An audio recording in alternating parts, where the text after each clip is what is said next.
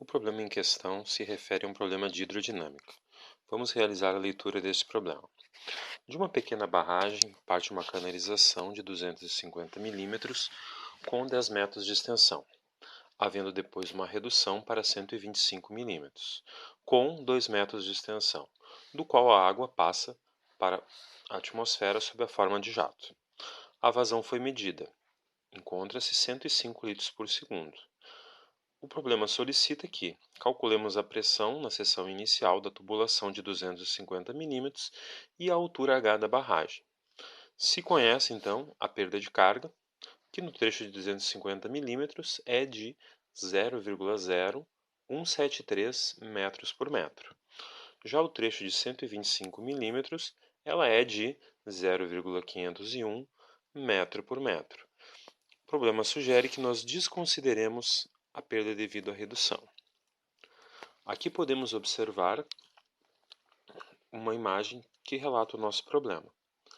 Temos então uma barragem, ponto 1, na saída da tubulação, primeiro trecho de 250 milímetros, uma redução, 125 milímetros o segundo trecho, de 2 metros de extensão, e a saída para um jato.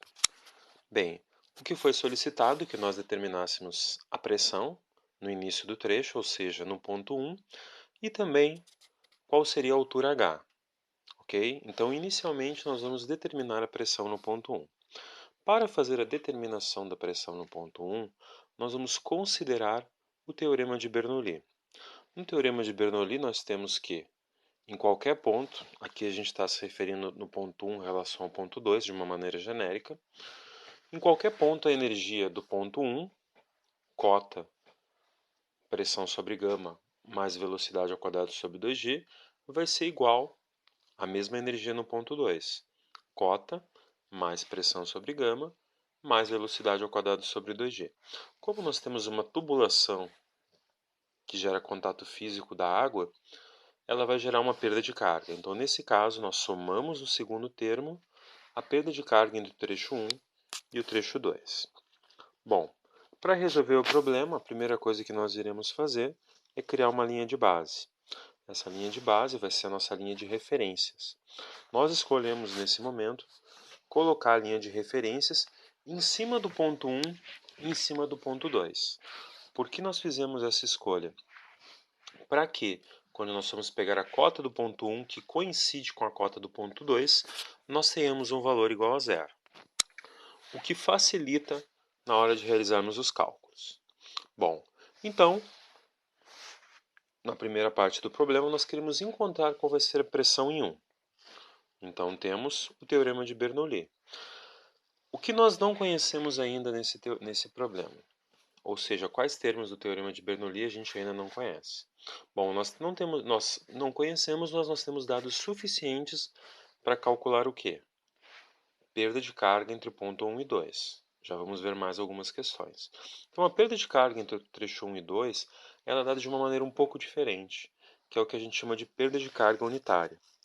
Essa perda de carga unitária ela é conhecida normalmente pelo termo J, que vai ser simplesmente o J, perda de carga unitária, vezes o comprimento da nossa tubulação. Então aqui nós já separamos o comprimento da tubulação, primeiro trecho, 10. Perda de carga unitária, 0,173. Mais, segundo trecho, 2 metros de extensão, perda unitária, 0,501. Realizando a operação, 1,175 metros. Então agora nós já conhecemos a perda de carga entre o trecho 1 e o trecho 2. Outra incógnita que nós não conhecemos é a velocidade, tanto para o trecho 1 como para o trecho 2. Para calcular essa velocidade, nós vamos utilizar a equação da continuidade. Então, pegamos a equação da continuidade, conhecemos o diâmetro e conhecemos a vazão, 0,105 metros cúbicos por segundo. Isolamos a velocidade, podemos obter o seu valor numérico. Velocidade 1, 2,14 metros por segundo. Já a velocidade 2, tivemos a modificação do diâmetro. Ele passou para 0,125 milímetros, o que vai me dar uma velocidade de 8,56 metros por segundo. Ok, temos então agora as duas velocidades e a perda de carga. Podemos pegar o nosso teorema de Bernoulli e colocar os termos que nós conhecemos. Como nós escolhemos a cota coincidindo com o ponto 1 e ponto 2, a gente observa que a cota do ponto 1 é igual a zero. Nós vamos ir termo por termo. No segundo termo, podemos observar que a pressão sobre o ponto 1 sobre γ é desconhecida. Sim, ela é desconhecida, ela é o que nós queremos encontrar. Terceiro termo, verificamos que a velocidade ao quadrado sobre 2g, conhecemos a velocidade, 2,14 metros por segundo, colocamos o seu valor. Vamos para o outro lado da equação. Cota do ponto 2 também coincide com o meu eixo de coordenadas, plano de referência, vai ser igual a zero. O ponto 2 vai ser o meu jato, ou seja, está em contato com a atmosfera, pressão igual a zero, idêntica à atmosfera. Velocidades, conhecemos a velocidade no ponto 2, sobre 2 vezes a gravidade. Além disso, perda de carga, o valor numérico que já foi previamente calculado, 1,175. Sobrou apenas uma incógnita, realizamos o cálculo numérico. Me deu 4,68 metros de pressão.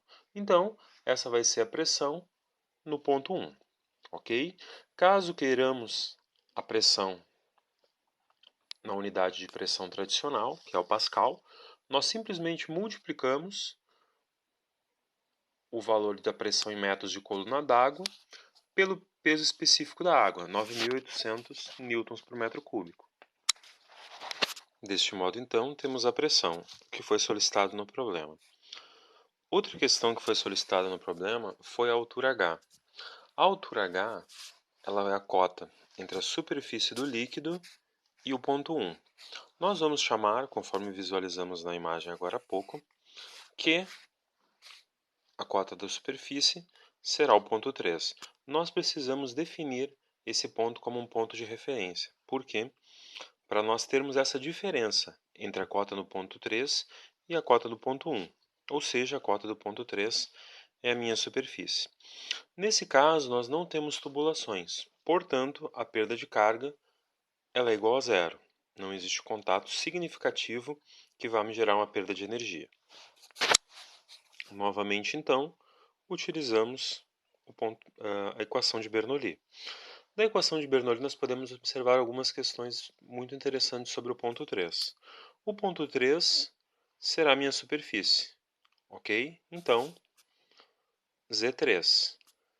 A pressão, como é a pressão à superfície, vai ser igual a zero. Além disso, nós podemos observar que o reservatório ele tem uma área muito superior à área da tubulação de saída. O reservatório sempre tem essa característica. Portanto, podemos também considerar a velocidade igual a zero. Então, observamos aqui que V3 é igual a zero e também a pressão no ponto 3 vai ser igual a zero. Podemos, desse modo, montar a equação de Bernoulli. Z3 é uma das nossas incógnitas, pressão zero, velocidade zero. No outro lado da equação, Z1, que seria também a nossa incógnita, e a pressão no ponto 1. A pressão no ponto 1, nós calculamos na primeira parte do exercício. Continuando aqui, velocidade no ponto 1, 2,14 dividido por 2 vezes a gravidade. Isolamos então Z3 menos Z1, que vai ser o nosso H. Desse modo, o H vai ser 4,68 mais velocidade ao quadrado sobre 2g, que vai me dar 4,91 metros, ou seja, o meu H. Ok? Qualquer dúvida, coloque na descrição do vídeo.